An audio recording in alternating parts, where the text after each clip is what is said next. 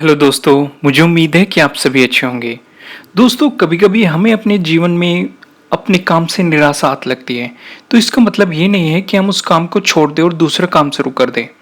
इसका मतलब है कि हमें थोड़ी और हिम्मत और परिश्रम की ज़रूरत है। ये बात अच्छी तरह से समझाने के लिए मैं आपको एक कहानी सुनाता हूँ। एक बार एक छात्र विद्यालय में पढ़ता था और विद्यालय में सब उसे मंदबुद्धि कहते थे। उसके गुरुजन भी उससे बहुत नाराज रहते थे क्योंकि वो पढ़ने में बहुत ही कमजोर था और उसकी बुद्धि का मतलब जो मतलब आप ये कह सकते हैं कि उसमें कोई समझ थी ही नहीं, या उस पे पढ़ना नहीं आता था, या जो पढ़ाते थे टीचर वो अच्छी तरीके से सीख नहीं पाता था। तो उसका क्लास में जो प्रदर्शन था, जो मार्क्स थे, हमेशा खराब रहते थे और बच्चे भी उसका बहुत ज़्यादा मजाक उड़ाते थे। बच्चे कभी भी उसका मजाक उड़ाने से चूकते नहीं थे। तो पढ़ना जाना तो मतलब उसके लिए एक सज़ा थी। मतलब जैसे पढ़ाई एक उसके लिए एक सज़ा थी। वह जैसे ही क्लास में घुसता था तो बच्चे उस पर हंसने लगते थे। कोई उसे महामूर्ख बोलता था तो कोई उसे बैलों का राजा कहता था। यहाँ तक कि कभी कभी कुछ अध्यापक भी उसका मजाक उड़ा दिया करते थे। तो इन सब से परेशान होकर उसने एक निर्णय लिया और उसने स्कूल जाना छोड़ दिया।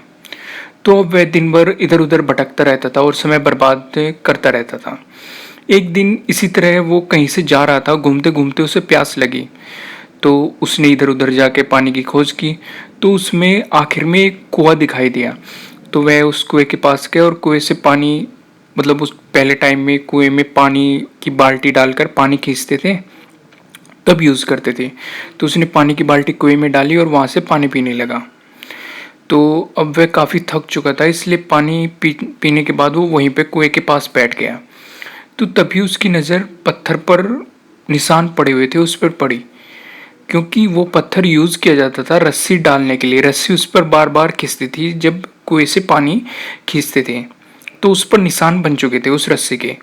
तो उसने मनी मन सोचने लगा कि जब बार बार पानी खींचने से इतने कठोर पत्थर पर भी रस्सी के निशान पड़ सकते हैं, तो लगातार मेहनत करने से मुझे भी विद्या आ सकती है, मैं भी पढ़ सकता हूँ। उसने यह बात मन में बैठा ली और फिर से उसने स्कूल जाना शुरू कर दिया।